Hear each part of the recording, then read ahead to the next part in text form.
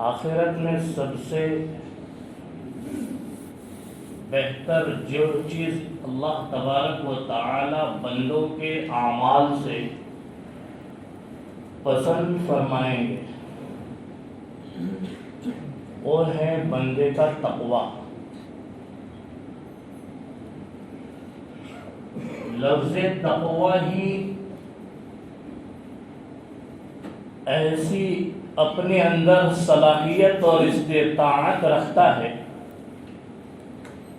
کہ اس کے سنتے ہی اور اس کے بولتے ہی زندگی کے اندر بسنے والے تمام تر انسان اپنے اعمال کا خیال اپنے ذہن و دماغ اور قلوب میں لاتے ہیں۔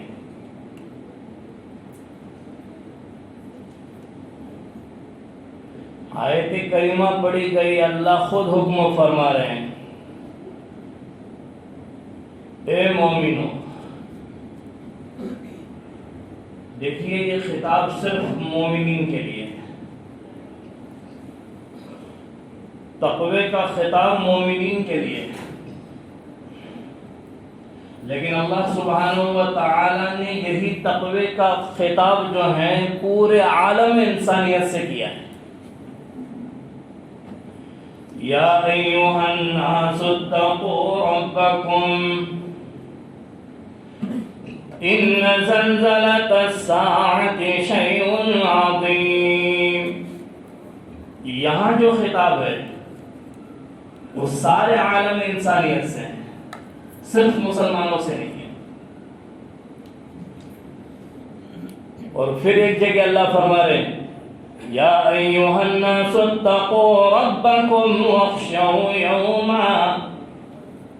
اے لوگو ڈرو اپنے رب سے اور اس دن سے کوئی کسی کے کام نہیں آنے والا ہے، اس دن سے بھی ڈرو۔ تو یہاں جو خطاب ہے تقوی کا اللہ سبحانہ و تعالی کا، وہ عالم انسانیت سے ہے، پوری دنیا سے ہے۔ اب چاہے اس میں یہود بھی ہوں، نصارہ بھی ہوں، اور کفر کا ہر فرد ہو، اور ملحد بھی ہوں اور مشرک بھی ہوں، ہر کسی کو اللہ تبارک و تعالی نے یہاں خطاب کیا ہے۔ لیکن جو آیت کریمہ خطبے میں پڑھی گئی اس میں اللہ تبارک و تعالی خصوصیت سے مسلمانوں کو اپنے ڈر کا اقرار کرنے کے لیے کہہ رہے ہیں۔ اب اللہ کہہ رہے ہیں کہ ڈرو، کیسے ڈرنا ہے وہ بھی طریقہ بتایا، کتنا ڈرنا ہے وہ بھی بتایا۔ حق تقاتی، جتنا اللہ سے ڈرنے کا حق ہے، اور اللہ ہی ہے تو اس سے ڈرا جائے۔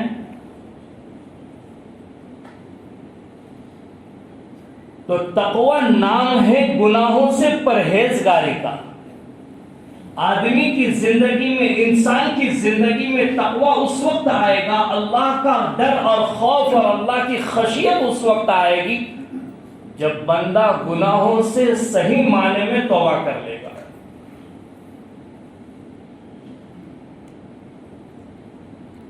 آج ہم نے گناہوں کو اتنا بھاؤ دیا ہے کہ نیکیاں قریب نہیں آتی۔